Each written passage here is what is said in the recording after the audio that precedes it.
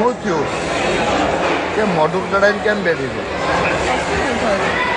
આટલા બધા મહેમાનની વચ્ચે તું મોઢું ચડાવી ન બે ને કોકને એમ લાગશે આપણે જલ્દી જ બેઠા છીએ. તમને એટલી ખબર ના પડે કે આટલા બધા જણની વચ્ચે મારા મમ્મી પપ્પાનું મારા ઘરનું ખોટું બોલતા હતા, તમારા સામે જવાબ આપવો જોઈએ.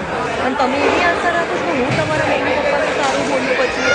મારી વાત સાંભળ, તું જે વસ્તુ વિચારે છે ને એ વસ્તુનો જવાબ અત્યારે ન દઈ શકાય ને.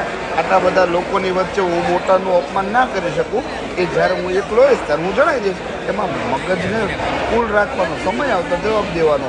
એમાં માઇન્ડમાં લઈને ખોટો પ્રસંગ થોડો બગાડાય. ચંદાત કાઢ બસ બસ.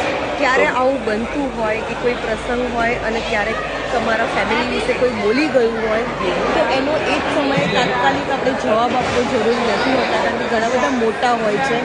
તો એ જગ્યાએ આપણા શું કહેવાય કીધું કે નાના મોઢે મોટાને બોલી ગયા, આવું સાંભળવા મળે. સમયની રાહ જોવાય અને શાંતિથી મોટા હોય તેમને સમજાવી દેવા, રિસ્પેક્ટથી જવાબ આપવાનો. બરાબર છે? જો આ વાત સાચી લાગતી હોય ને આવો અનુભવ તમને પણ થયો હોય તો કોમેન્ટમાં જરૂરથી જણાવજો અને આ વિડીયોને શેર જરૂરથી કરજો.